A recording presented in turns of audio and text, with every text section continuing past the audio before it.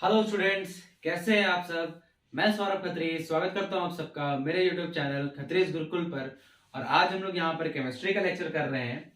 Last video में हमारा chemistry जो चैप्टर हमारा चल रहा है that is metals and non metals, उसमें हमने आयनिक कंपाउंड्स के बारे में देखा, कैसे मेटल्स और नॉन मेटल्स एक दूसरे से बॉन्ड बनाते हैं, आयनिक बॉन्ड जिसको हम लोग कहते हैं, ठीक है, ट्रांसफर ऑफ इलेक्ट्रॉन्स के बेसिस पर।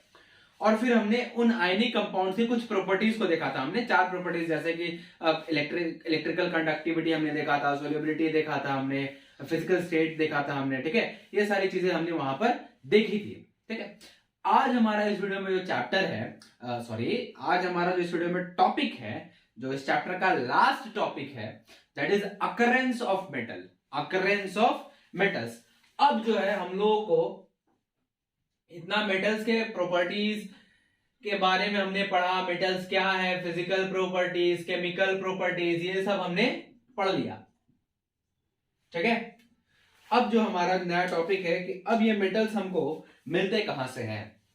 ठीक है, ये मेटल्स मिलते कहां से हैं। तो बेसिकली हम लोग ये जानते हैं, हमने ये पहले भी पढ़ा हुआ है कि मेटल्स जो है अर्थ के अंदर से मिनरल्स निकलते हैं। ठीक है, और उन मिनरल्स से हम लोग मेटल्स का एक्सट्रैक्शन करते हैं, उन मिनरल्स से हम लोग मेटल्स का एक्सट्रैक्शन करते हैं। ठीक है, तो जो भी मेटल का सोर्स है हमारे पास वो अर्थ ही है, अर्थ से ही हम लोग को जितने भी एलिमेंट्स है सब मिलते हैं। और जनरली जो है अर्थ का क्रस्ट है, अर्थ का क्रस्ट है। ठीक है, तो जो मिनरल्स होते हैं अगर हम उनको एक तरह से डिफाइन करना चाहते हैं तो ये वो नेचुरली अकरिंग सब्सटेंसेस होते हैं, नेचुरली अकरिंग सब्सटेंसेस होते हैं जिससे हम लोग मेटल का एक्सट्रैक्शन करते हैं, जिससे हम लोग मेटल का एक्सट्रैक्शन करते हैं। ठीक है, तो हम लोग मिनरल के हेल्प से करते हैं। जनरली जो हमारा मेन सोर्स है वो अर्थ का क्रस्ट है, लेकिन ओशियन में भी, सी वाटर में बहुत सारे ऐसे मिनरल्स होते हैं जहां से हम कुछ मेटल्स का एक्सट्रैक्शन करते हैं। सच एज जो सी वाटर है हमारा वो बहुत ज्यादा सॉल्टी होता है, NaCl। ठीक है, सोडियम क्लोराइड जो है हमारा जो सॉल्ट है उसके हेल्प से हम लोग सोडियम मेटल का एक्सट्रैक्शन करते हैं। वैसे मैग्नीशियम क्लोराइड वगैरह हो गया, पोटाशियम के सॉल्ट्स हो गए जो सी वाटर में डिसॉल्व होते हैं और वहां से हम लोग उनका उन मेटल्स का एक्सट्रैक्शन करते हैं। लेकिन फिर भी अर्थ क्रस्ट जो है हमारा मेन सोर्स है। तो अर्थ के क्रस्ट में जो मोस्ट अबंडेंट एलिमेंट है, अर्थ के क्रस्ट में जो मोस्ट अबंडेंट एलिमेंट है वो है एल्यूमिनियम, वो है एल्यूमिनियम। ये जितना भी हमारे अर्थ के क्रस्ट में जितना भी मिनरल्स है उन सब में ऑलमोस्ट 27% के आसपास आता है इसका परसेंटेज। तो सबसे ज्यादा जो है एल्यूमिनियम मिलता है हमारे अर्थ के क्रस्ट में। ठीक है, सबसे ज्यादा एल्यूमिनियम मिलता है।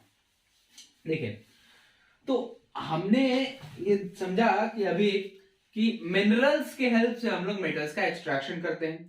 अब ये मिनरल्स है क्या, तो भैया मिनरल्स हमारे क्या हो गए,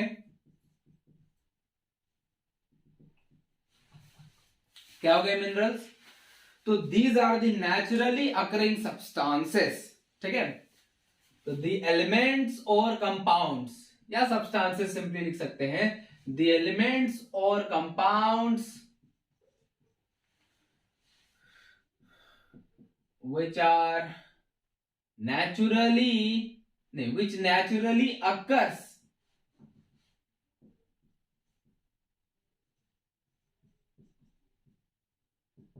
in the earth crust।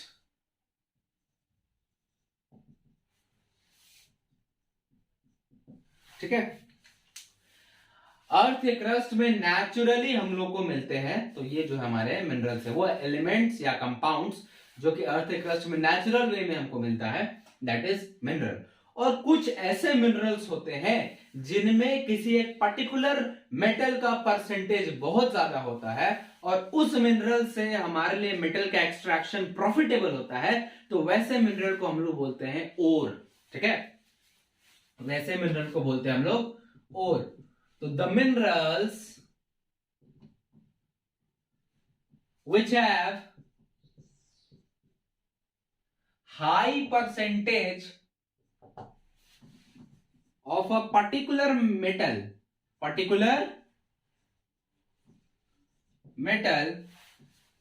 and by which metal can be extracted and by which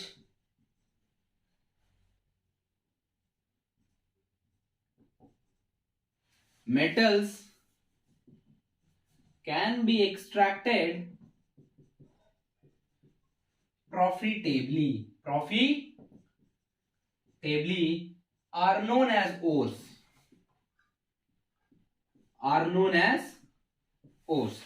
for example अगर हम बात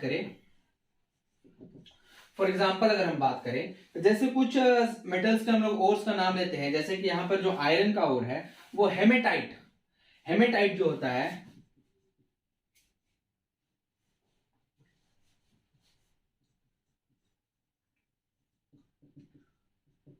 is an ore of iron, ठीक है। ऐसे ही बॉक्साइट जो है is an ore of aluminium, ठीक है। ऐसे ही cinnabar is an ore of mercury, ऐसे ही कॉपर का होता है, जिंक का होता है, ठीक है। सोडियम का भी सोडियम क्लोराइड होता है। तो ये सब जो है ओर्स है, इन सब में पर्टिकुलर मेटल का जो परसेंटेज है, जैसे हेमेटाइट में बात करते हैं तो इसमें आयरन का परसेंटेज ज्यादा है, और अगर हम हेमेटाइट से आयरन को एक्सट्रैक्ट करें तो हमारे लिए प्रॉफिटेबल रहेगा। इस वजह से हम लोग हेमेटाइट को आयरन का ओर बोलते हैं। वैसे बॉक्साइट में एल्यूमिनियम का परसेंटेज ज्यादा होता है, सिनेबार में मर्क्यूरी का परसेंटेज ज्यादा होता है। तो ये हमारे मिनरल्स एंड ओर्स, और इन्हीं ओर्स की हेल्प से हम लोग मेटल्स को एक्सट्रैक्ट करते हैं। बट थोड़ा सा एक यहां पे दिक्कत है। क्या दिक्कत है यहां पर कि ये जो ओर्स जो हम लोग अर्थ के क्रस्ट से निकालते हैं वो प्योर फॉर्म में नहीं होते, उनमें बहुत सारी इंप्योरिटीज होती है, ठीक है। उनमें बहुत सारी इंप्योरिटीज होती है जिनको हम लोग एक स्पेशल नेम देते हैं गैंग, ठीक है। उन इंप्योरिटीज को जो ओर के साथ अर्थ के क्रस्ट से बाहर निकलती हैं उनको हम लोग गैंग बोलते हैं। और पहले मेटल के एक्सट्रैक्शन से पहले उन इंप्योरिटीज को हमको हटाना बहुत ज्यादा जरूरी है। कुछ ऐसे इंप्योरिटीज होते हैं जो कि फिजिकल मेथड से हट जाते हैं, ठीक है। साफ करने, धोने से, पानी से धोने से या किसी दूसरे फिजिकल मेथड से हट जाते हैं। बट कुछ ऐसे इंप्योरिटीज होती है जो कि केमिकली अटैच्ड होती है उनसे, मतलब बॉन्डिंग बनाए हुए रहती है, ठीक है। उनसे बॉन्डिंग बनाई होती है तो उनको हम लोग केमिकल मेथड से अलग करते हैं, ठीक है। तो कुछ ऐसी इंप्योरिटीज है जिनको फिजिकल मेथड से अलग किया जा सकता है, और कुछ ऐसी इंप्योरिटीज है जिनको केमिकल मेथड से अलग किया जाता है। और इंप्योरिटीज को हटाने के बाद ही हम लोग एक्सट्रैक्शन करते हैं मेटल्स का, ठीक है। इंप्योरिटीज को हटाने के बाद ही हम लोग मेटल्स का एक्सट्रैक्शन करते हैं। तो ये जो इंप्योरिटीज को हटाने का जो प्रोसेस है इसको हम लोग बोलते हैं एनरिचमेंट ऑफ ओर्स और कंसंट्रेशन ऑफ ओर्स, ठीक है। जो इंप्योरिटीज रिमूव करने का जो प्रोसेस है इस चीज को हम लोग बोलते हैं एनरिचमेंट ऑफ ओर्स और कंसंट्रेशन ऑफ ओर्स। चलिए उसको देखते हैं पहले, उसके बाद एक्सट्रैक्शन पे आएंगे हम लोग।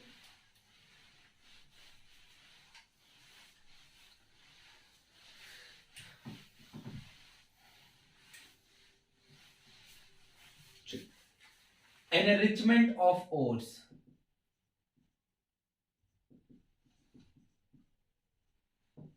चलिए देखिए एनरिचमेंट ऑफ ओर्स में सबसे पहले तो यहां पे ये लिखते हैं कि गैंग क्या है। तो the impurities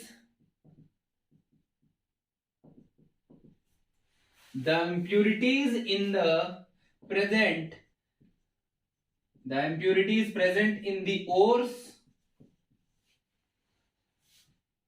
are known as gang, या फिर is known as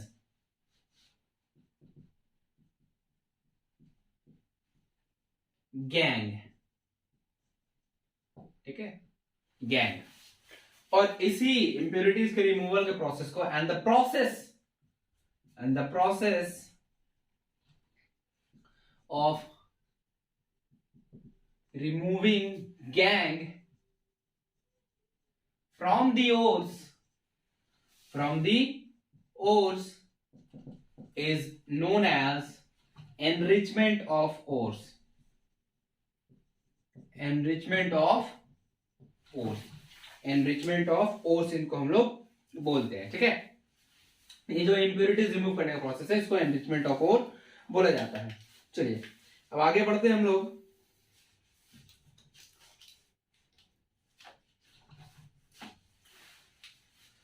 चलिए अब क्या क्या मेथड्स यूज करते हैं हम लोग यहाँ पे देखिए, कुछ 2-3 मेथड्स के बारे में यहाँ पर हमको जानना है, ठीक है। इसका ये जो एनरिचमेंट ऑफ ओर्स, इसको बहुत अच्छे तरीके से डिटेल में क्लास 12th में चैप्टर आता है मेटलर्जी, वहां पर फिजिकल एंड केमिकल मेथड्स दोनों को जानने हैं। बट यहाँ क्लास 10 में हमको केवल 2-3 फिजिकल मेथड्स के बारे में जानना है। जैसे कि सबसे पहला जो हम लोग देखेंगे वो देखेंगे मैग्नेटिक सेपरेशन मेथड से, ठीक है, enrichment of ores by magnetic separation method. और दूसरा हम लोग देखेंगे बाय फ्रोथ फ्लोटेशन मेथड, ठीक है। तो मैग्नेटिक सेपरेशन में उन ओर्स को कंसंट्रेट किया जाता है, उन ओर्स को एनरिच किया जाता है जिसमें मैग्नेटिक प्रॉपर्टी होती है, ठीक है। या तो वो खुद मैग्नेट होगा या मैग्नेट की तरफ अट्रैक्ट होगा, ठीक है। या तो वो खुद मैग्नेट होगा या मैग्नेट की तरफ अट्रैक्ट होगा। तो जिसमें मैग्नेटिक प्रॉपर्टीज होती है, उन ओर्स को एनरिच करने के लिए, उन ओर्स को कंसंट्रेट करने के लिए हम लोग मैग्नेटिक सेपरेशन मेथड का यूज करते हैं। तो फर्स्ट मेथड हम लोग देखते हैं,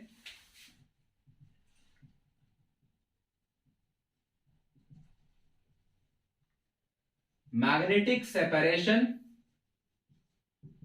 मेथड। मैग्नेटिक सेपरेशन मेथड, इसमें क्या किया जाता है, देखिए ऐसा एक बेल्ट होता है, यहां 2 व्हील्स लगे हुए हैं, ठीक है।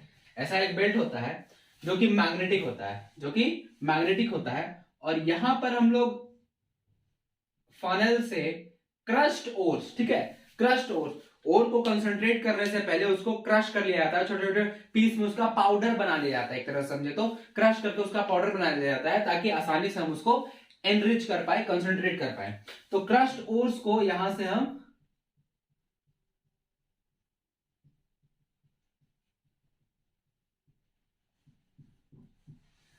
हम लोग छोड़ते हैं, तो ये इस बेल्ट पर होते हुए आगे बढ़ता है। और देखिए अब यहां पे कैसे इंप्यूरिटीज और ओर्स में, अगर ओर्स मैग्नेटिक प्रॉपर्टीज के हैं, या इंप्यूरिटीज, दोनों में कोई एक होना ही चाहिए, और या तो मैग्नेटिक प्रॉपर्टी का होना चाहिए या इंप्यूरिटी मैग्नेटिक प्रॉपर्टी का होना चाहिए। अगर हम मान लेते हैं और मैग्नेटिक प्रॉपर्टी का है, तो क्या होगा, जो भी इंप्यूरिटीज होंगे वो तुरंत यहां पे गिर जाएंगे, ठीक है, ये सब इंप्यूरिटीज। लेकिन जो और होगा वो इधर आके गिरेगा, वो इधर आके जमा होगा, ठीक है। तो दिस इज योर मैग्नेटिक ओर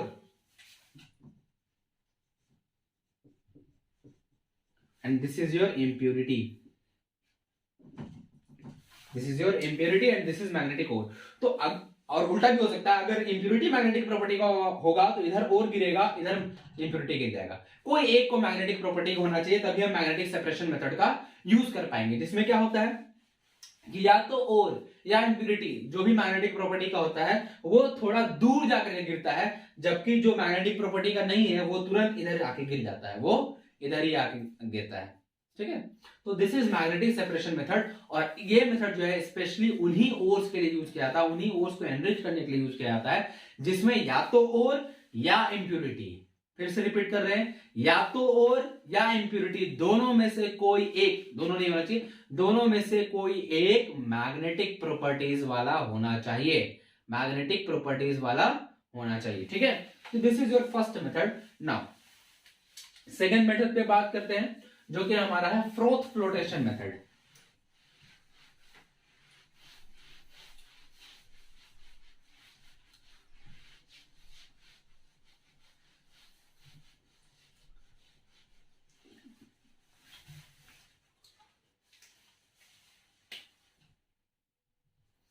ठीक है, फ्रोथ फ्लोटेशन मेथड।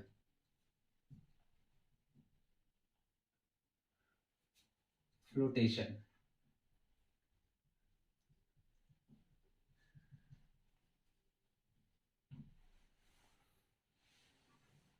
ठीक है, फ्रोथ फ्लोटेशन मेथड।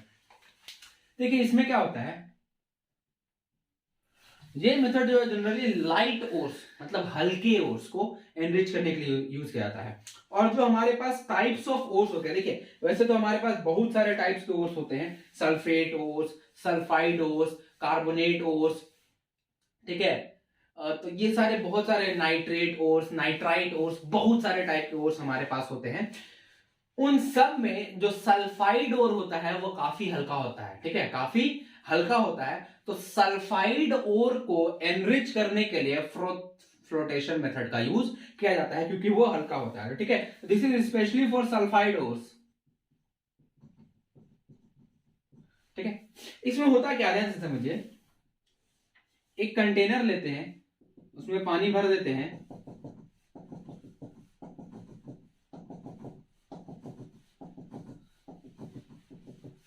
और इसमें फिर क्रस्ट ओर्स को डाल देते हैं इसमें, ठीक है। क्रस्ट ओर्स एंड इम्प्योरिटी साथ में है। तो ये ब्लैक वाले कलर से मैं इम्प्योरिटीज को दिखा देता हूं, और ओर्स को ये ब्लू वाले कलर से दिखाता हूं। देखिए, ये ओर पार्टिकल है, ब्लू वाला जो भी है ये ओर पार्टिकल है, ठीक है, क्रस्ट ओर्स है, ये इसमें हमने डाल दिया।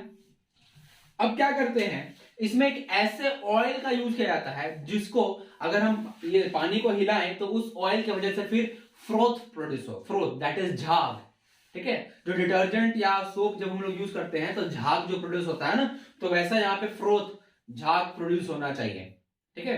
तो क्या होगा उसमें, जैसे इसके लिए एक एग्जांपल के तौर पे बात करें तो तारपीन ऑयल, ठीक है, तारपीन ऑयल का यूज किया जाता है, जो कि जनरली हम लोग पेंट वगैरह, जो हमारा दरवाजे को पेंट करने के लिए जो पेंट होता है उसको थिन करने के लिए, जो पेंट थिनर होता है उस वो तारपीन ऑयल कहते हैं उसको, उसका यूज यहां पर हम लोग करते हैं, ठीक है। तारपीन ऑयल को यहां से डाल दिए, तारपीन ऑयल को डाल दिए हैं, ये तारपीन ऑयल हमारा आ गया। चलिए, अब क्या करते हैं, यहां पर एक ऐसा लेते हैं हम लोग, ब्लोअर एक तरह समझ लीजिए,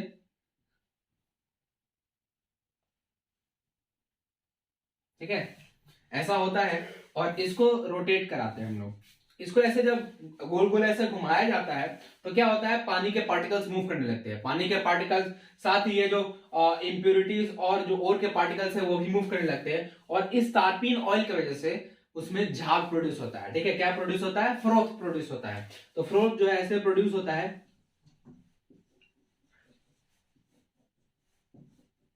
ऐसे फ्रोथ प्रोड्यूस होता है, और जो भी ये और पार्टिकल्स हैं, चूंकि ये लाइट होते हैं, इस वजह से ये फ्रोथ के साथ ऊपर आ जाते हैं, ये फ्रोथ के साथ ऊपर आ जाते हैं,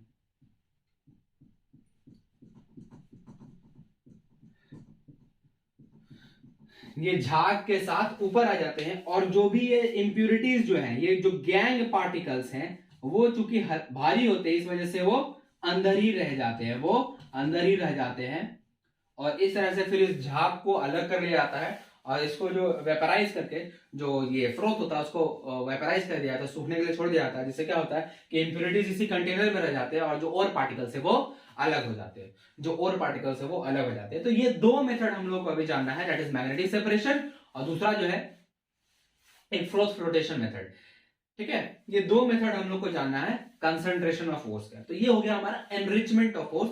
अब पहले हमने ओर्स निकाल लिया, अर्थ के क्रस्ट से ओर्स निकाल लिया, उसमें जो भी इंप्योरिटी थी उसको साफ कर लिया। अब हमारी बारी आती है एक्सट्रैक्शन की, अब हमारी बारी जो है एक्सट्रैक्शन की है, लेकिन उससे पहले भी एक प्रोसेस है जो कि करना जरूरी है। वो क्या है, एक तरह समझिए क्या है वो चीज।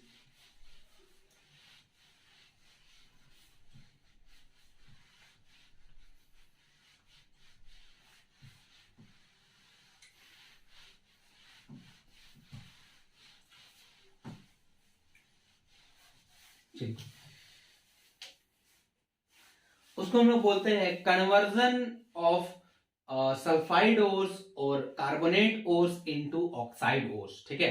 कोई भी ओर हो उसमें से मेटल को एक्सट्रैक्ट करने से पहले हम लोग उसको ऑक्साइड ओर में कन्वर्ट करते हैं। क्यों, क्योंकि मेटल के एक्सट्रैक्शन के लिए हम लोग जो जनरली प्रोसेस यूज जो करते हैं वो रिडक्शन प्रोसेस को यूज करते हैं, चाहे वो हीट के हेल्प से रिडक्शन करे या केमिकल रिडक्शन करे या इलेक्ट्रिक रिडक्शन करे, लेकिन रिडक्शन प्रोसेस का यूज करते हैं। और ऑक्साइड ओर से मेटल का एक्सट्रैक्शन काफी इजी होता है, ठीक है। ऑक्साइड ओर से मेटल का एक्सट्रैक्शन काफी इजी होता है। तो हम लोग सबसे पहले क्या करते हैं, कोई भी ओर हो उसको सबसे पहले ऑक्साइड ओर में चेंज करते हैं, और उसके लिए भी हमारे पास दो मेथड है, ठीक है, उसके लिए भी दो मेथड है।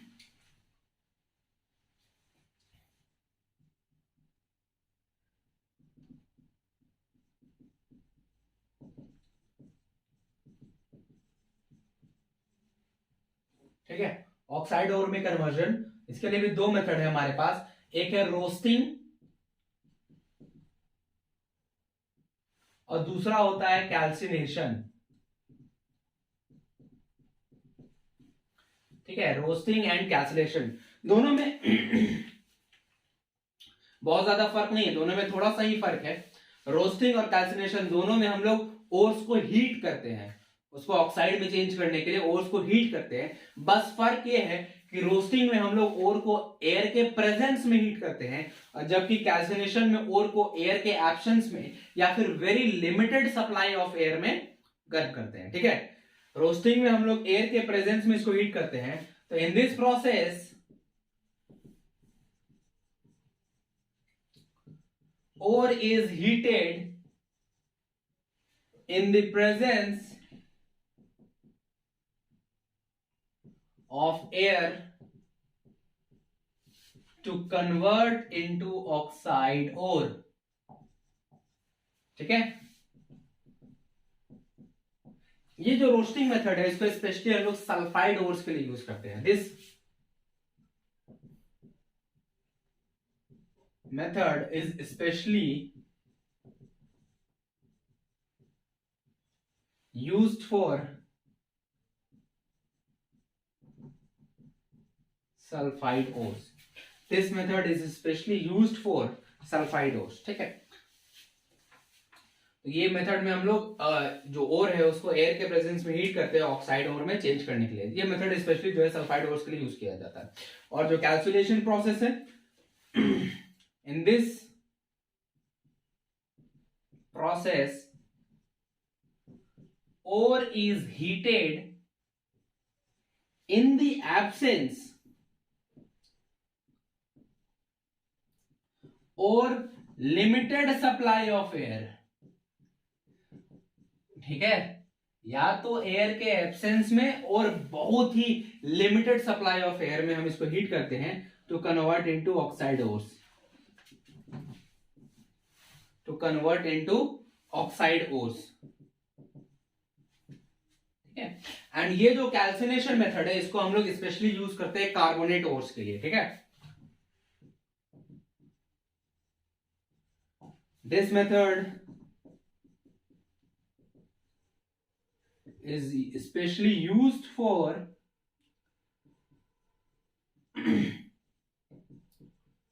carbonate ores, is especially used for carbonate ores। so ये हमारे दो मेथड्स हो गए क्या ऑक्साइड ओर में कन्वर्ट करने के लिए। ठीक है, अब हम लोग बात करते हैं एक्सट्रैक्शन ऑफ मेटल्स पर। देखिए, एक्सट्रैक्शन ऑफ मेटल्स जो है, हमने एक रिएक्टिविटी सीरीज पढ़ा हुआ है मेटल्स का। ठीक है, तो उस रिएक्टिविटी सीरीज पे डिपेंड करता है कि कौन सा मेटल का एक्सट्रैक्शन किस तरह से किया जाएगा, कौन सा मेटल को किस तरह से एक्सट्रैक्ट किया जाएगा। तो सबसे पहले उसको समझते हैं, उसके बाद एक्चुअल प्रोसेस के थ्रू हम लोग देखते हैं। हमको बहुत ज्यादा मेटल्स का नहीं देखना है, हमको देखना है कॉपर का, हमको देखना है मर्क्यूरी का, अपने को जिंक का देखना है। ठीक है, फिर एल्यूमिनियम का देखना है, और फिर लास्ट में सोडियम का देखना है। ठीक है, तो copper, mercury, zinc, aluminium and sodium, in 5 metals का एक्सट्रैक्शन हमको देखना है बस। और उसके बाद एक प्यूरिफिकेशन ऑफ मेटल्स हमको देखना है। तो पहले हम लोग रिएक्टिविटी सीरीज के बेसिस पे देख लेते हैं। जो हमें रिएक्टिविटी सीरीज देखा हुआ था वो ये था,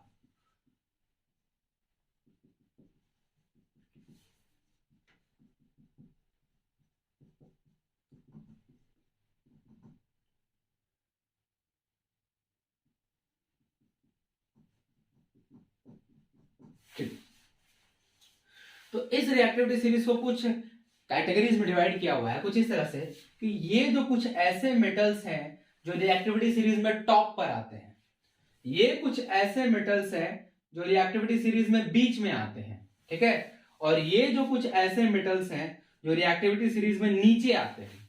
तो इन सब में ये मोस्टली सिल्वर को मिलाकर ये जो 3 मेटल्स हैं ये जनरली अपने प्योर स्टेट में और नेटिव स्टेट में अर्थ के क्रस्ट में एग्जिस्ट करते हैं। ठीक है, ठीक है, चाहे प्लैटिनम हो, गोल्ड हो या सिल्वर हो, अर्थ के क्रस्ट निकाला जाता है तो हमको उसका कोई कंपाउंड नहीं मिलता।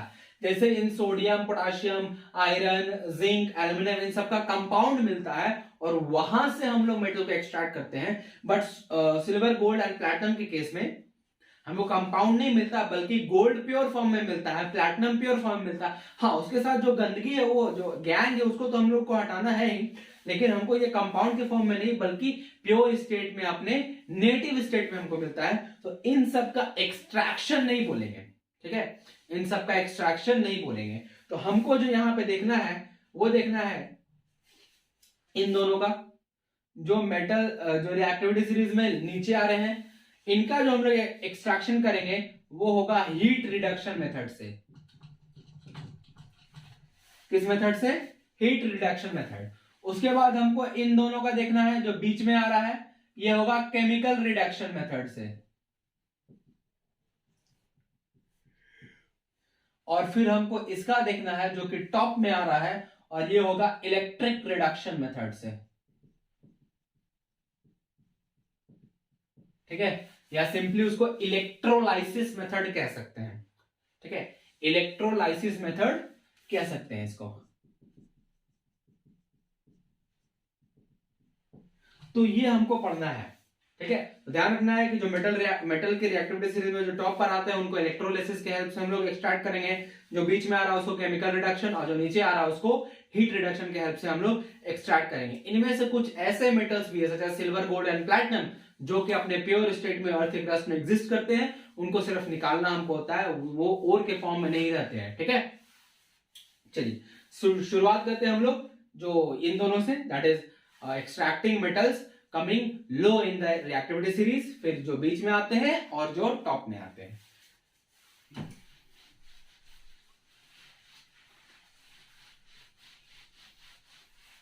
ठीक है, तो पहला जो है extracting metals low in the reactivity series.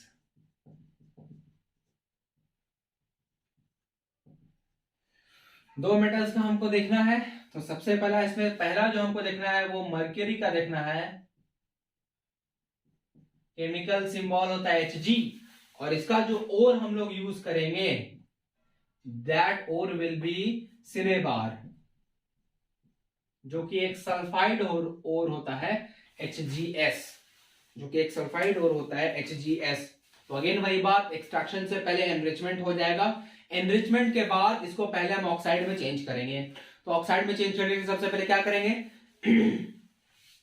इस HgS को लिमिटेड नहीं बल्कि एनफ क्वांटिटी ऑफ एयर में, एनफ क्वांटिटी ऑफ एयर के प्रेजेंस में इसको हीट करते हैं हम लोग, ऑक्सीजन के प्रेजेंस में। तो ये बन जाता है HgO plus sulphur dioxide, HgO plus sulphur dioxide. और फर्दर जब हीट करते हैं इसको HgO को, जो फर्दर हीट करते हैं तो हमको मिल जाता है Hg, ठीक है, हमको मिल जाता है Hg प्लस सल्फर डाइऑक्साइड रहता ही है, प्लस सल्फर डाइऑक्साइड रहता ही है, हमको मिल जाता है फर्दर Hg। तो इस तरह से एक्सट्रैक्शन होता है मर्क्यूरी का, ठीक है। सिनेबार ओर से होता है, सिनेबार ओर को पहले हीट करते हैं, दैट इज रोस्टिंग मेथड से, पहले ऑक्साइड में चेंज करते हैं और उसको फर्दर फिर हीट करके हम लोग प्योर बोल रहे हैं मर्क्यूरी मेटल जो है उसको हम लोग एक्सट्रैक्ट करते हैं। दूसरा जो मेटल यहां पे हमको देखना है दैट इज कॉपर।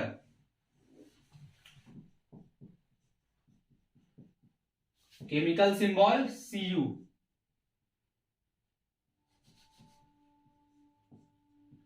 ठीक है। इसका जो हम लोग ओर यूज करेंगे that ore is copper glance, Cu2s, Cu2s, ठीक है। इस ओर का यूज करेंगे। अगेन ये भी एक सल्फाइड ओर है, तो पहले रोस्टिंग मेथड से इसको ऑक्साइड में चेंज करेंगे। किस तरह से? अगेन उसी तरह से Cu2s,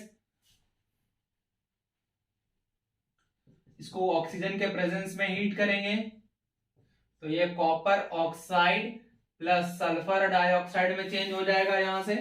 और जो रिमेनिंग ये जो कॉपर ऑक्साइड है प्लस जो रिमेनिंग कॉपर सल्फाइड है, कॉपर ग्लांस है, ये दोनों अगेन ये हीट हो रहा ना एक ही कंटेनर में, तो यहां से हमको कॉपर मेटल मिल जाता है प्लस सल्फर डाइऑक्साइड गैस जो है अलग हो जाता है। कॉपर मेटल मिल जाता है और सल्फर डाइऑक्साइड गैस अलग हो जाता है। तो इस तरह से हम लोग एक्सट्रैक्ट करते हैं मर्क्यूरी को और कॉपर को। मर्क्यूरी के लिए जो हम लोग और यूज करते हैं वो है Na बार, और जो कॉपर के लिए और यूज करते हैं कॉपर ग्लांस। मर्क्यूरी का जो ओर है उसका chemical formula HGS sulphide ore है, और कॉपर ग्लांस का जो ओर है केमिकल फॉर्मूला Cu2S, ये भी एक सल्फाइड ओर है। दोनों को सबसे पहले रोस्टिंग मेथड से ऑक्साइड में चेंज करते हैं, और देन फर्दर हीट करके हम लोग दोनों से जो मेटल है, यहां से मर्क्यूरी मेटल और कॉपर ग्लांस से कॉपर मेटल को एक्सट्रैक्ट करते हैं। ठीक है, तो ये हमारा हो गया उन मेटल्स का एक्सट्रैक्शन जो कि रिएक्टिविटी सीरीज में नीचे आते हैं। अब जो बीच में आते हैं that is aluminium and zinc के बारे में बात करते हैं। ठीक है, एल्यूमिनियम एंड जिंक के बारे में बात करते हैं।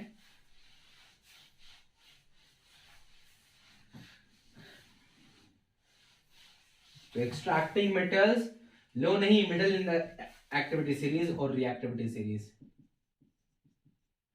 ठीक है, तो चलिए अब हमको देखना है extracting metals middle in the reactivity series. चलिए देखिए यहां पर क्या है, हमको देखना है जिंक का। ठीक है, हमको यहां पे देखना है जिंक का एक्सट्रैक्शन। जिंक का जो एक्सट्रैक्शन होता है वो दो ओर्स के हेल्प से किया जाता है। एक होता है सल्फाइड ओर, ठीक है, जिसको हम लोग बोलते हैं जिंक ब्लेंड। दो और होता है, एक होता है जिंक ब्लेंड ZnS, और एक होता है कैलेमाइन। ठीक है, जिंक कार्बोनेट।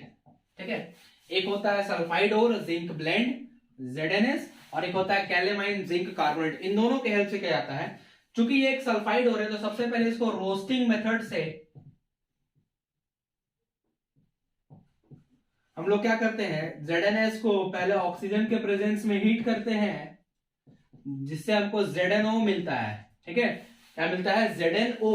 और फिर इस ZnO को हम लोग कार्बन यानी कोक, चारकोल सिंपली कह रहे तो चारकोल के साथ हीट करते हैं, गर्म करते हैं, तो क्या होता है, zinc metal plus carbon dioxide gas अलग हो जाता है। ठीक है, कार्बन डाइऑक्साइड गैस अलग हो जाता है। तो ये zinc blende that is sulphide ore से जिंक का एक्सट्रैक्शन है। और यहां पे कैलेमाइन चूंकि ये कार्बोनेट ओर है तो सबसे पहले इसको कैल्सिनेशन के हेल्प से, कैल्सिनेशन के हेल्प से जिंक कार्बोनेट को सिंपली हीट करना है एयर के एब्सेंस में। तो zinc oxide plus carbon dioxide बनेगा, और अगेन फिर जिंक ऑक्साइड को कोक यानी चारकोल के साथ हीट कर देंगे, चारकोल के साथ मिला के हीट कर देंगे, तो हमको zinc metal plus carbon dioxide gas मिल जाएगा। कार्बन डाइऑक्साइड गैस अलग हो जाएगा और जिंक मेटल हमको मिल जाएगा। तो इस तरह से हम लोग करते हैं एक्सट्रैक्शन जिंक का। ठीक है, इस तरह से हमारा एक्सट्रैक्शन होता है जिंक का। चलिए अब हम लोग देख लेते हैं सोडियम, दैट इज जो हमको पढ़ना है, that is extraction of metal high in the reactivity series. ठीक है,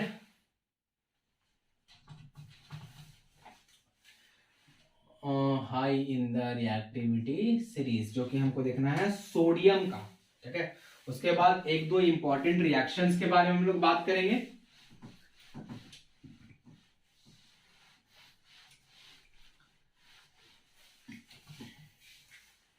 यहां हमको देखना है सोडियम का, सॉरी, केमिकल सिंबल Na, और जो है हमारा वो NaCl, that is rock salt, इसको कह सकते हैं। रॉक सॉल्ट जो है हमारा ओशियन वाटर से जो हमको सॉल्ट मिलता है, वहीं से सोडियम का एक्सट्रैक्शन हम लोग करते हैं। करते क्या है, इलेक्ट्रोलाइसिस मेथड से पहले इसको क्या करते हैं, सोडियम को हीट करके लिक्विड फॉर्म में यानी मोल्टेन फॉर्म में लाया जाता है।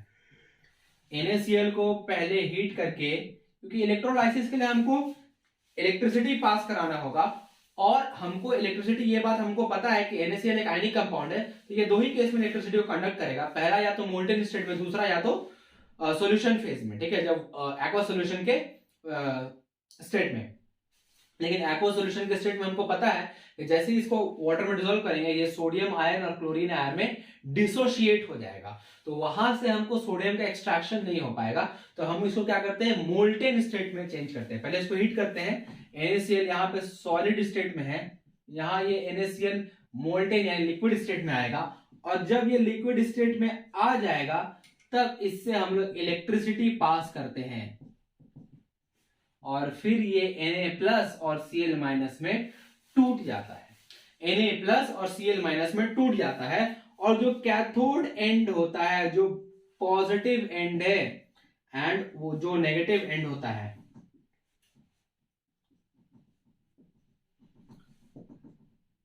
चलिए यहां ध्यान समझिएगा। कैथोड एंड चूंकि पॉजिटिव एंड है तो यहां पर नेगेटिव आयन आएगा, दैट इज क्लोरीन आयन यहां पर आएगा। ठीक है, 2 क्लोरीन आयन आएगा, दोनों जो है एक एक इलेक्ट्रॉन लूज करेगा और क्लोरीन मॉलिक्यूल बना करके रिलीज हो जाएगा बाहर, कैथोड पे रिलीज हो जाएगा। और जबकि सॉरी कैथोड पे तो ये एनोड पे आएगा, सॉरी कैथोड नेगेटिव एंड होता है, एनोड पॉजिटिव एंड होता है, तो यहां पर क्लोरीन आएगा।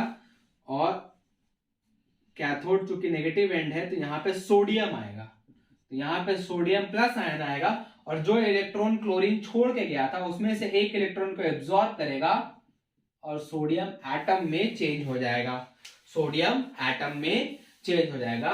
तो इस तरह से एक्सट्रैक्शन होता है सोडियम का with the help of electrolysis, with the help of electrolysis. तो ये हमने तीनों, दैट इज वैसे मेटल्स जो कि रिएक्टिविटी सीरीज में नीचे आते हैं, उसमें हमने 2 का देखा, that is mercury and copper का एक्सट्रैक्शन देखा।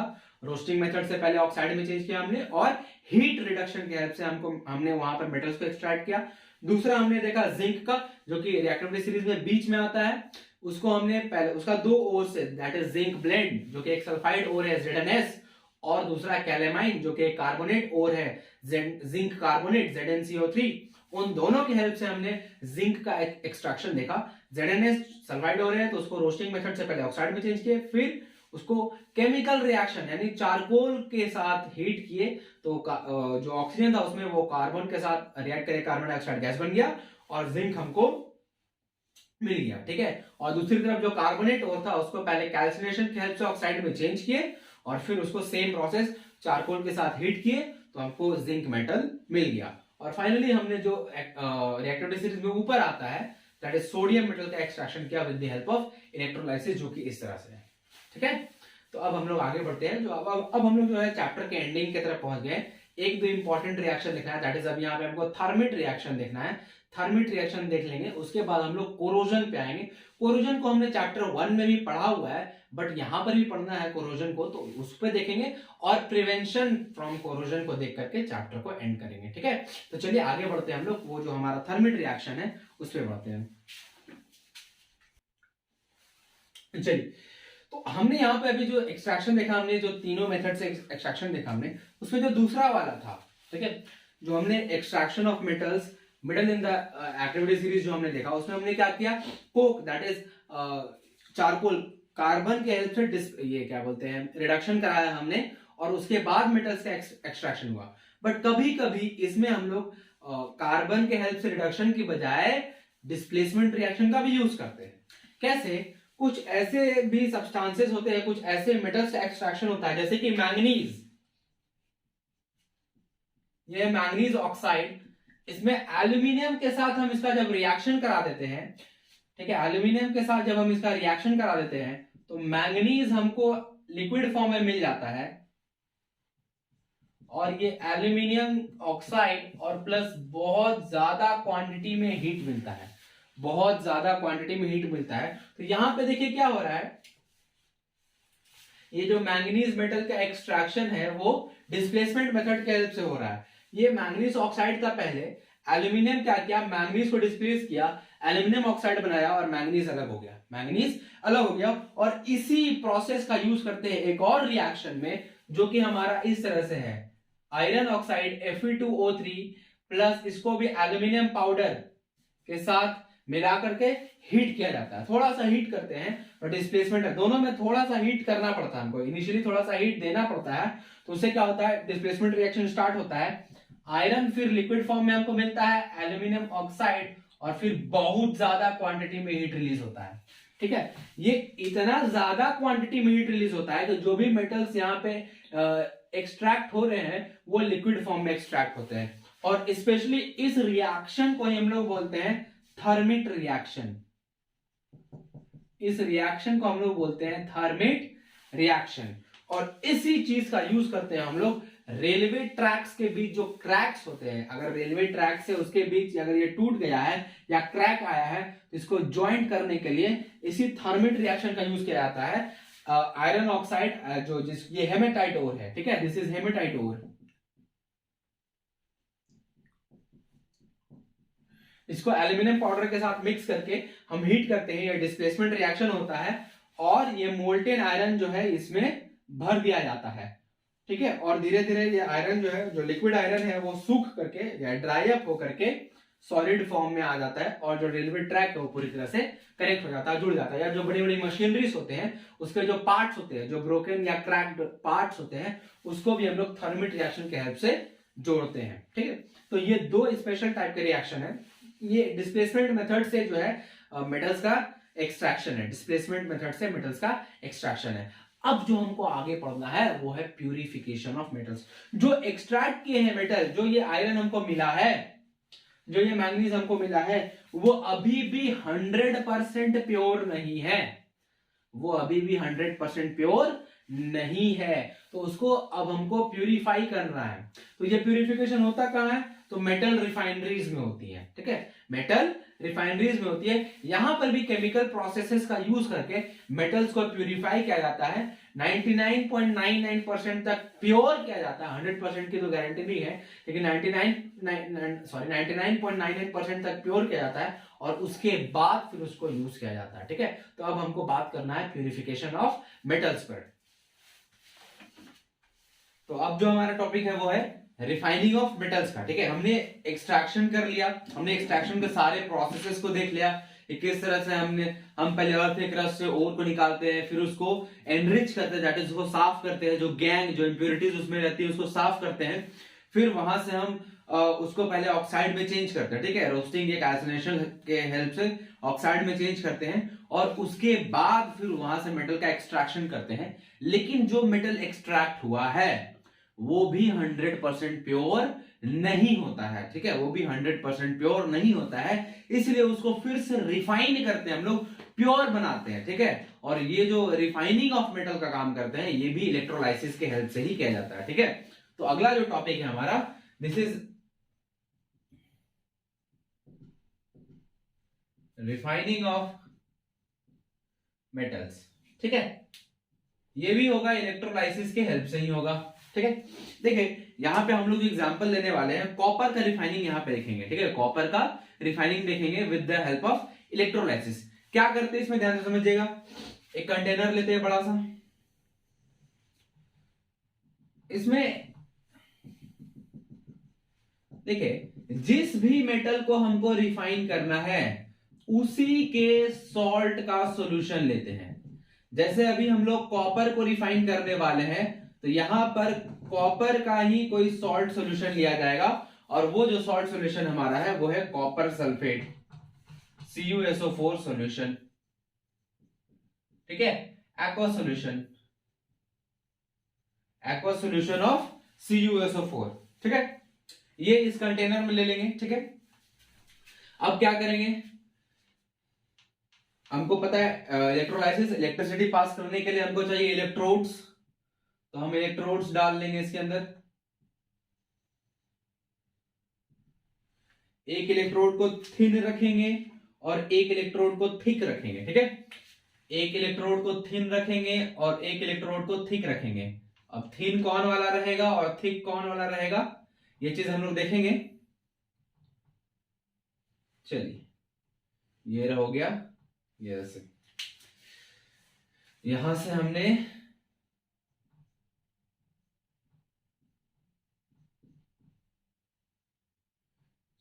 सेल को भी कनेक्ट कर दिया, बैटरी को कनेक्ट कर दिया, इलेक्ट्रिसिटी का हमने दे दिया यहां पर। अब अभी तक स्विच ऑन नहीं किया हमने, अभी ये प्रोसेस स्टार्ट नहीं हुआ है। अब यहां पे ध्यान से समझना है कुछ बातों को। सबसे पहली बात कि जिस मेटल को हमको रिफाइन करना है उसी मेटल का सॉल्ट सॉल्यूशन लेना होगा, जिस मेटल को रिफाइन करना है उसी का सॉल्ट सॉल्यूशन लेना है। दूसरी बात कि ये जो कैथोड है, जो नेगेटिव एंड से जो जुड़ा हुआ इलेक्ट्रोड है, जिसको हम लोग क्या बोलते हैं, कैथोड, नेगेटिव एंड से जो जुड़ा हुआ इलेक्ट्रोड है cathode, this should be a thin plate of pure copper, ठीक है। This should be a thin plate of pure copper, मतलब जो कैथोड एंड होता है वो प्योर मेटल का होना चाहिए और थिन होना चाहिए, प्योर मेटल का। दैट इज यहां पे हम कॉपर की रिफाइनिंग कर रहे हैं तो प्योर कॉपर का थिन प्लेट होना चाहिए, थिन कैथोड होना चाहिए, ठीक है। तो thin plate of pure copper. कुछ बातें ध्यान रखना है, जिसमें से सबसे पहला हुआ कि जिस मेटल को हमको रिफाइन करना है उसी का सॉल्ट सॉल्यूशन लेना है, ठीक है। जिस मेटल को हम रिफाइन कर रहे हैं कैथोड उसी के प्योर का, ठीक है, उसी मेटल का प्योर स्टेट में थिन कैथोड होगा, ठीक है। और एनोड जो कि पॉजिटिव एंड से जुड़ा हुआ है, ठीक है, ये जो एनोड है ये जिस मेटल को हम प्यूरिफाई कर रहे हैं उसी मेटल का ये भी होगा, बट ये इम्प्योर होगा और थिक होगा, ठीक है। Thick plate of impure copper, thick plate of impure copper, ठीक है। ये कुछ बातें हैं जो एकदम ध्यान में रखना है। सबसे पहला बात, जिस मेटल की रिफाइनिंग करनी है उसी का सॉल्ट सॉल्यूशन होना चाहिए कंटेनर में। जिस मेटल की रिफाइनिंग करनी है कैथोड उसी मेटल का होना चाहिए, एनोड भी उसी मेटल का होना चाहिए। कैथोड थिन होना चाहिए, एनोड थिक होना चाहिए। कैथोड पतला होना चाहिए, एनोड मोटा होना चाहिए, ठीक है। कैथोड जो है प्योर मेटल का होना चाहिए, ठीक है, और एनोड इम्प्योर मेटल का होना चाहिए, ठीक है। कैथोड प्योर मेटल का होना चाहिए और एनोड इम्प्योर मेटल का होना चाहिए। अब एक बात समझते हैं यहां से कि हमने देखा क्या है, यहां पर कॉपर सल्फेट का सॉल्यूशन है, तो इस कंटेनर के अंदर कॉपर सल्फेट का सॉल्यूशन है, तो हमारे पास कॉपर आयन है प्लस सल्फेट आयन है, हमारे पास कॉपर आयन है प्लस सल्फेट आयन है, Cu2 प्लस और SO4 माइनस इस कंटेनर में अवेलेबल है अभी हमारे पास, ठीक है, इस कंटेनर में अवेलेबल है अभी हमारे पास। चलिए अब प्रोसेस को स्टार्ट करते हैं, स्विच को ऑन करेंगे। हाँ, लेकिन एक बात और यहां पे ध्यान रखना है कि कैथोड के ऊपर ग्रेफाइट का एक थिन लेयर लगाया जाता है। क्यों लगाया जाता है इस चीज को भी समझेंगे हम लोग, लेकिन कैथोड के ऊपर ग्रेफाइट का एक थिन लेयर भी लगाया जाता है, ठीक है। अ thin layer of graphite is deposited,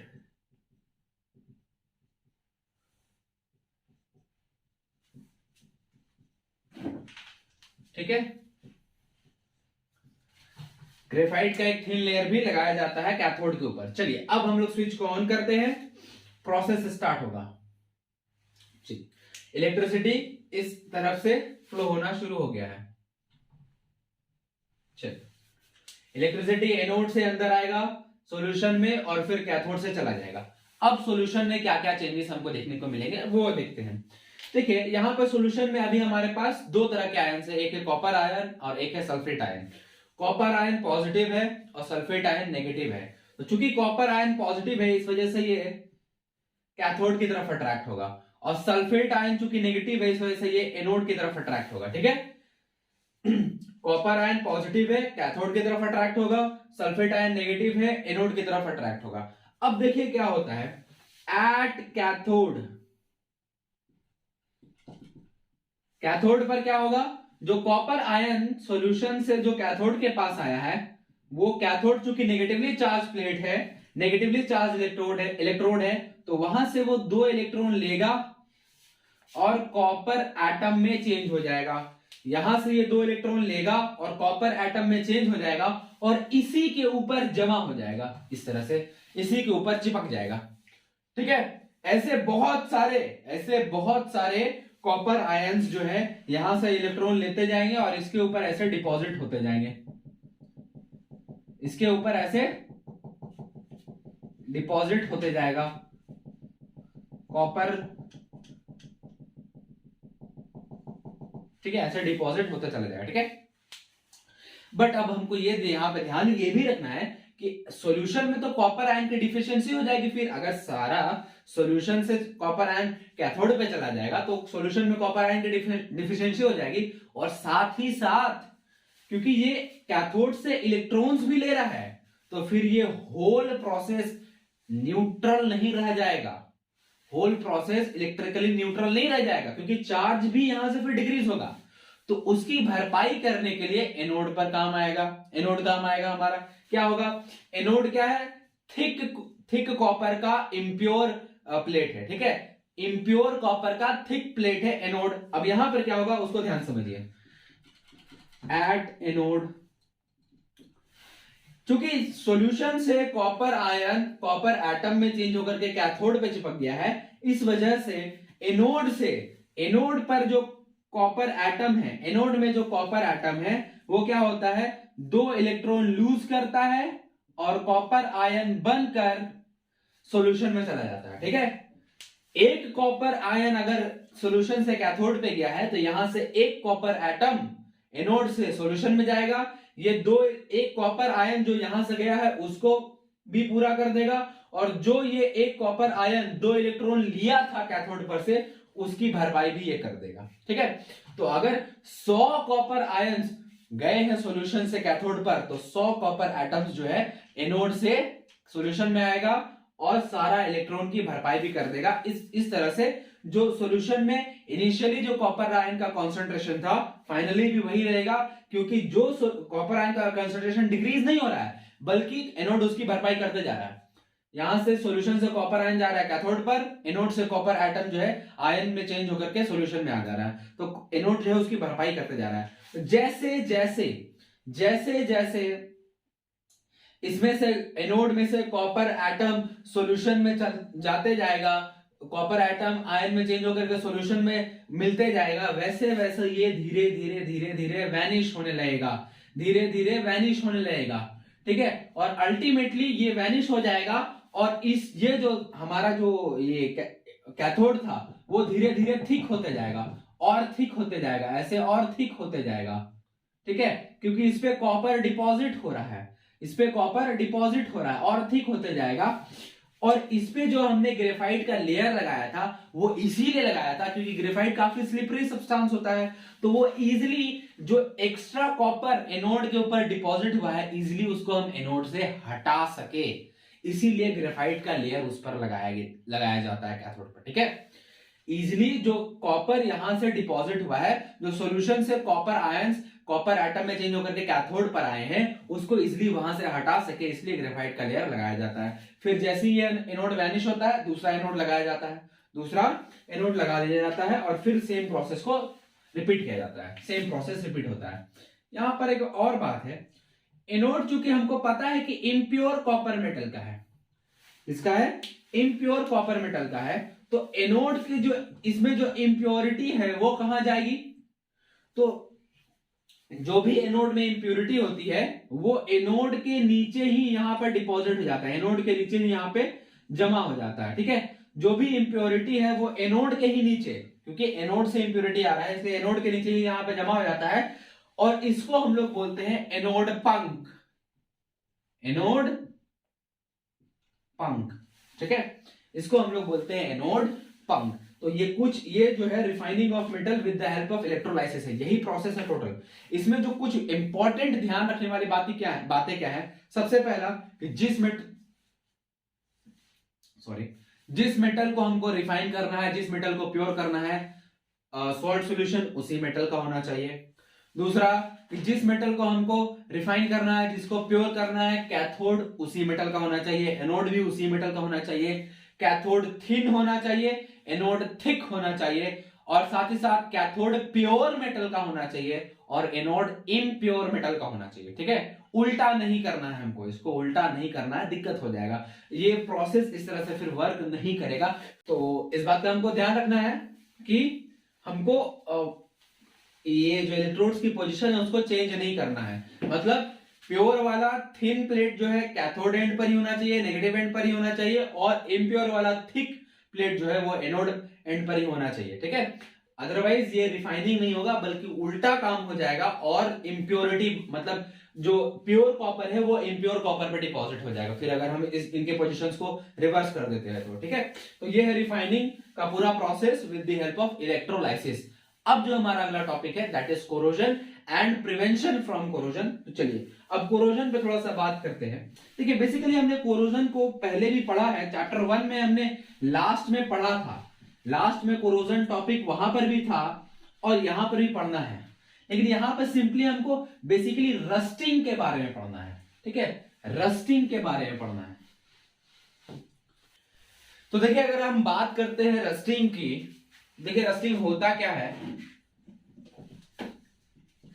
rusting क्या है, ये एक फेनोमेना है जिसमें क्या होता है कि आयरन जो है वो एटमॉस्फेयर में अवेलेबल ऑक्सीजन और मॉइस्चर के साथ रिएक्ट करता है और आयरन ऑक्साइड का एक लेयर उसके ऊपर आ जाता है, ठीक है। रस्टिंग एक फेनोमेना है जिसमें आयरन ऑक्साइड एटमॉस्फेयर में प्रेजेंट ऑक्सीजन एंड मॉइस्चर जो ह्यूमिडिटी अवेलेबल है उससे रिएक्ट करता है और आयरन ऑक्साइड का फॉर्मेशन करता है। तो it is a phenomena, it is a phenomenon in which iron reacts with oxygen and moisture, ठीक है, या ह्यूमिडिटी या फिर ऐसे oxygen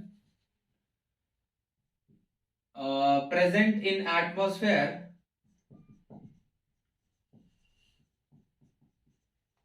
in the presence of humidity, in the presence of humidity and forms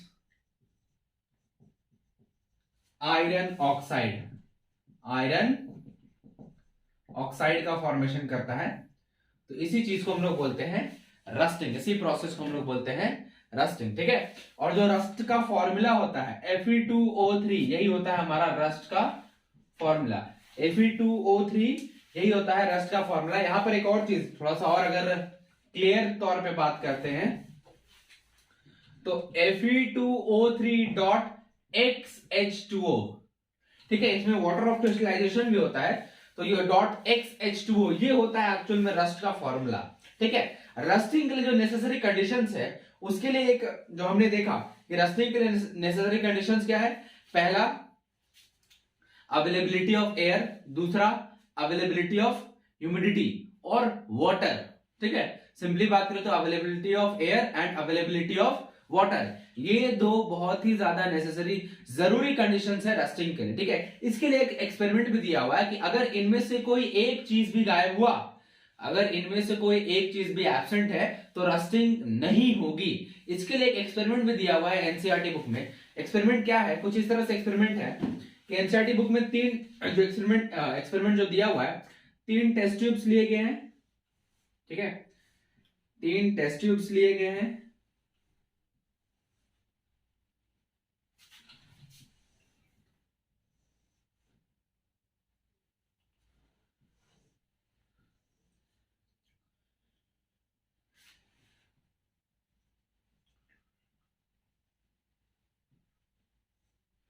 A B and सी, तीनों में iron nails जो है रख दिए गए हैं, आयरन नेल्स,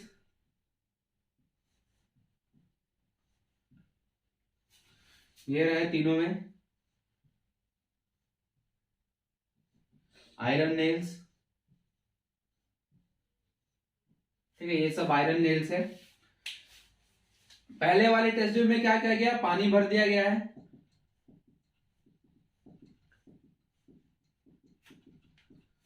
दूसरे वाले में क्या किया है, इसमें भी पानी भर दिया है,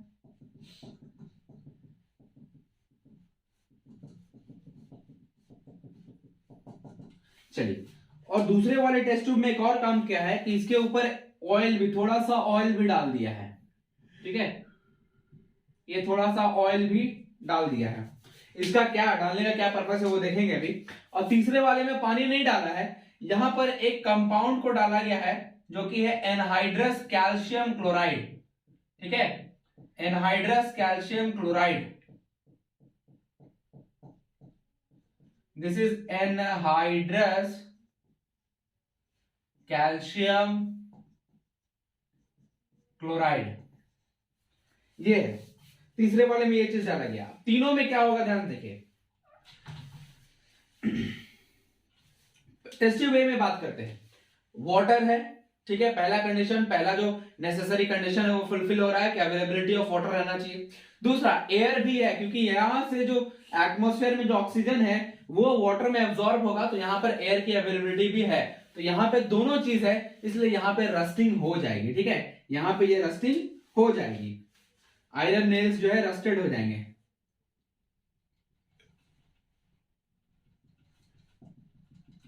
आयरन नेल्स जो है रस्ट लग जाएगा उन पर, तो इस प्रोसेस में रस्टिंग होगी। ठीक है, इसमें देखते हैं क्या होगा। वाटर है यहां पर, पहला कंडीशन फुलफिल है, लेकिन एक और चीज भी है यहां पे, दैट इज ऑयल। और ये ऑयल क्या करेगा, यहां पर एटमॉस्फेयर से ऑक्सीजन को वाटर में डिसॉल्व होने से रोकेगा। एटमॉस्फेयर से वाटर में ऑक्सीजन को डिसॉल्व होने से रोकेगा, इसलिए यहां पर केवल वाटर की अवेलेबिलिटी है, एयर की अवेलेबिलिटी नहीं है। इस वजह से यहां पे रस्टिंग नहीं होगी, नो रस्ट। और इस केस में वाटर नहीं है, पहला कंडीशन भी गायब। दूसरा एयर है, और अगर एयर में कुछ ह्यूमिडिटी है, एयर में कुछ ह्यूमिडिटी है, तो उसको भी रिमूव करने के लिए ये एनहाइड्रस कैल्शियम क्लोराइड यहां पे यूज किया गया है। ये एनहाइड्रस का मतलब ये होता है कि इसको पूरी तरह से, इसमें से जो भी वाटर था उसको बाहर निकाल दिया। ठीक है, जो भी वाटर था उसको बाहर निकाल दिया है। तो कैल्शियम क्लोराइड क्या करेगा, एयर में जो भी मॉइस्चर है उसको एब्जॉर्ब कर लेगा।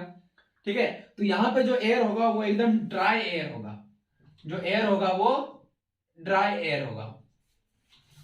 अब यहां पर एयर की अवेलेबिलिटी है, लेकिन जो पहली बात तो वाटर है ही नहीं, और दूसरी बात जो एयर में ह्यूमिडिटी थोड़ा बड़ा रहता उसको भी ये एनहाइड्रस कैल्शियम क्लोराइड एब्जॉर्ब कर लेगा।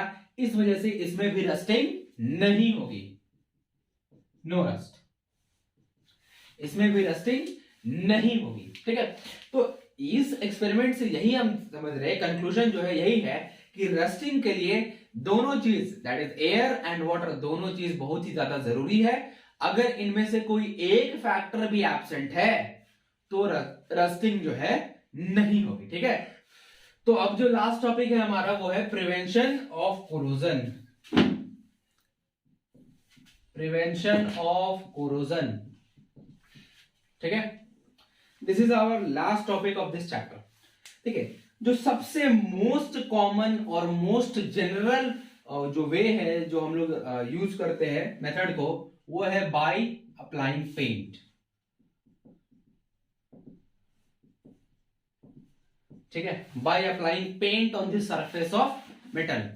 मेटल के सरफेस पे हम पेंट लगा देते हैं, जिससे क्या होता है कि एटमॉस्फेयर और मेटल के बीच जो है पेंट का एक लेयर आ जाता है, जिससे डायरेक्ट कांटेक्ट नहीं हो पाता और वो मेटल जो है कोरोड होने से बच जाता है। देखिए, हम उसको कोरोड को 100% प्रिवेंट नहीं कर सकते, लेकिन उस प्रोसेस को स्लो जरूर कर सकते हैं, क्योंकि धीरे धीरे जो पेंट का लेयर है वो हटने लगेगा और फिर मेटल जो है डायरेक्ट एटमॉस्फेयर के कांटेक्ट में आ जाएगा और फिर वो धीरे धीरे कोरोड होने लगेगा। ठीक है, ये पहला मेथड है। दूसरा है बाय अप्लाइंग ग्रीस। ग्रीस लगा करके भी हम लोग काम कर सकते हैं। तीसरा बाय अप्लाइंग ऑयल। ठीक है, चौथा by using galvanization process, by galvanization. अब गैल्वेनाइजेशन क्या होता है, तो इस चैप्टर में हमने शुरुआत में पहले ही ये चीज देख लिया है। गैल्वेनाइजेशन वो प्रोसेस है जिसके थ्रू हम लोग कोई भी मेटल पर जिंक का, ठीक है, जिंक मेटल का एक थिन लेयर डिपॉजिट करते हैं, उसको कोरोजन से बचाने के लिए। इस प्रोसेस को ही हम लोग गैल्वेनाइजेशन बोलते हैं। It is a process in which a thin layer of zinc metal is deposited on the surface of another metal to prevent it from corrosion, to prevent it from corrosion. ठीक है, ये galvanisation process हो गया। चौथा bye Chrome plating. अब ये क्या होता है भाई, तो इसमें क्या होता है, जैसे गैल्वेनाइजेशन है वैसे ही क्रोम प्लेटिंग भी है, लेकिन गैल्वेनाइजेशन में क्या है, एक फिक्स्ड मेटल जिंक का ही लेयर लगाया जाता है, लेकिन क्रोम प्लेटिंग के प्रोसेस में किसी दूसरे मेटल का लेयर चढ़ाया जाता है आयरन पर। वैसे मेटल का लेयर चढ़ाते हैं जो कि लेस कोरोडेबल होता है। ठीक है, जो कि लेस कोरोडेबल होता है। जैसे कि अगर एग्जांपल के तौर पे बात करें, जो हमारे घर में जो टैप्स होते हैं, नल, ठीक है, वो भी आयरन के ही बने होते हैं, लेकिन उनके ऊपर क्रोमियम की एक लेयर, जो साइकिल या बाइक की जो रिम होती है जिस पर स्पोक्स लगाए होते हैं, ये जो रिम लगी होती है जिस पे टायर लगा होता है और स्पोक्स लगाए हुए होते हैं, ठीक है, ये रिम भी आयरन का ही बनता है, बट इसके ऊपर क्रोमियम का एक लेयर लगा दिया जाता है ताकि वो उसको कोरोजन से बचा सके, ताकि वो उसको कोरोजन से बचा सके। उसी को बोलते हैं क्रोम प्लेटिंग, ठीक है, उसी को बोलते हैं क्रोम प्लेटिंग। और एक और हमारे पास वे है by making alloys, by making alloys, ठीक है। देखिए जैसे कि हम लोग जानते हैं कि स्टेनलेस स्टील, ठीक है, एलॉय क्या होता है पहले वो समझिए। एलॉय क्या होता है जिसको हम बोलते हैं मिक्सिंग, मिक्स मेटल, ठीक है, मिक्स मेटल बोल सकते हैं कि जब दो या दो से ज्यादा मेटल्स को एक फिक्स्ड प्रोपोर्शन में मिक्स किया जाता है तब एलॉयज का फॉर्मेशन होता है, ठीक है। When alloys are formed by mixing two or more metals in some fixed percentage, और रेशियो प्रोपोर्शन जो भी लिखना चाहे हम परसेंटेज लिख दे रहे हैं यहां पर, इन सम फिक्स्ड परसेंटेज, तब जाकर के हमको एलॉय मिलता है। और स्टेनलेस स्टील जो है आयरन का एक एलॉय है, ठीक है।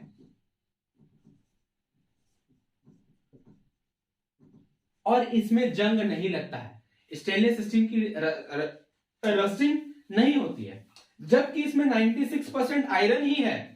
थोड़ा सा इसमें आयरन में थोड़ा सा कार्बन मिक्स किया जाता है, थोड़ा सा निकल और थोड़ा सा क्रोमियम मिक्स किया जाता है, तब जाके हमको स्टेनलेस स्टील मिलता है। 96% के अराउंड स्टेनलेस स्टील में आयरन ही होता है, बाकी 5% ही कार्बन निकल क्रोमियम तीनों मिलाकर के 5% ही होते हैं। लेकिन फिर भी स्टेनलेस स्टील में रस्टिंग नहीं होती है, जंग नहीं लगता है, जंग नहीं लगता है। तो एलॉयज बनाने से हम उसको कोरोड होने से प्रिवेंट कर सकते हैं।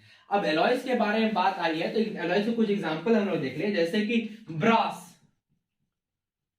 ठीक है, ब्रास, ब्रॉन्ज। ब्रास जो होता है जिंक एंड कॉपर का एक एलॉय होता है, ब्रॉन्ज जो होता है जिंक और जिंक बोल दिया मैंने, copper and tin, copper and tin, tin का एक एलॉय होता है। इसी तरह और एक होता है सोल्डर, ठीक है, सोल्डर जो होता है लेड एंड टिन का एक एलॉय होता है, लेड एंड टिन का एक एलॉय होता है। और एक बात और यहां पे ध्यान रखना है, अमलगम, अमलगम क्या होता है, ये भी एक एलॉय ही होता है, बट किसी एलॉय में अगर एक मेटल, ठीक है, अगर किसी एलॉय में मर्क्यूरी एक मेटल है तो उस एलॉय को हम लोग फिर अमलगम बोलते हैं, ठीक है। अगर किसी एलॉय में मर्क्यूरी एक मेटल है तो उसको फिर हम लोग अमलगम बोलते हैं, ठीक है। तो ये सारे पोर्शन से ये हमारा हो गया prevention of corrosion, prevention of corrosion, और ये हमारा एलॉयज हो गया। यहां पे एक बात ध्यान रखना है कि इन सब में हम देख रहे हैं कि ये दोनों में क्या है, कॉपर है, जो कि इलेक्ट्रिसिटी का बहुत अच्छा कंडक्टर होता है। बट जैसे ही इसको हम जिंक के साथ मिक्स करके, टिन के साथ मिक्स करके ब्रास या ब्रॉन्ज बनाते हैं तो इसकी इलेक्ट्रिकल कंडक्टिविटी भी डिक्रीज हो जाती है, इलेक्ट्रिकल कंडक्टिविटी भी डिक्रीज हो जाती है। वैसे ही सोल्डर की अगर हम बात करें तो लेड और टिन दोनों का मेल्टिंग पॉइंट काफी हाई होता है, बट जैसे ही दोनों को मिक्स करके हम एलॉय सोल्डर बनाते हैं उसका मेल्टिंग पॉइंट काफी लो होता है, ठीक है, इसका मेल्टिंग पॉइंट काफी लो हो जाता है। इस वजह से इसको हम लोग इलेक्ट्रिकल सर्किट में वायर के जॉइंट्स पर यूज करते हैं, ठीक है, वायर को सर्किट से जॉइंट करने के लिए सोल्डर का यूज किया जाता है क्योंकि इसका मेल्टिंग पॉइंट बहुत लो हो जाता है, ठीक है। तो ये सारे कॉन्सेप्ट है इस चैप्टर के, ठीक है। ये हमारा लास्ट कॉन्सेप्ट था प्रिवेंशन ऑफ कोरोजन। तो इस चैप्टर में हमने काफी सारी चीजें कवर की, मेटल्स, नॉन मेटल्स के बारे में, मेटल्स के सारे फिजिकल केमिकल प्रॉपर्टीज के बारे में हमने बात किया, नॉन मेटल्स के फिजिकल प्रॉपर्टीज के बारे में हमने बात किया, एक्सट्रैक्शन ऑफ मेटल्स में हमने बात किया, अकरेंस ऑफ मेटल जो है कि पहले एनरिचमेंट ऑफ ओर्स, फिर conversion of ores into oxide ores, then extraction of metals from the ores, then उसके बाद रिफाइनिंग ऑफ मेटल्स हमने पढ़ा, और फाइनली हमने corrosion and prevention of corrosion को भी देखा हमने, ठीक है। तो ये हमारा चैप्टर यहीं पे एंड होता है, यहीं पे इस चैप्टर में जितने भी कॉन्सेप्ट्स है वो खत्म होते हैं, ठीक है। ये वीडियो हम लोग यहीं तक रखते हैं, ठीक है। अगले वीडियो में हम लोग नया चैप्टर शुरू करेंगे, दैट इज कार्बन कंपाउंड्स। तो मुझे उम्मीद है कि आप लोगों को इस चैप्टर में जितने भी कॉन्सेप्ट्स हमने देखे हैं वो सारे कुछ समझ में आ गए होंगे। अगर आपको मेरी वीडियोस अच्छी लगती है तो आप मेरे वीडियोस को लाइक कर लीजिए और मेरे चैनल खत्रीज गुरुकुल को सब्सक्राइब करके बगल में जो बेल आइकन है उसको प्रेस करके ऑल को सिलेक्ट कर लीजिए, जिससे कि आप हमारे किसी भी वीडियो को मिस ना कर पाए। तो मिलते हैं आप लोगों से एक नए वीडियो लेक्चर में नए चैप्टर के साथ, तब तक के लिए थैंक यू।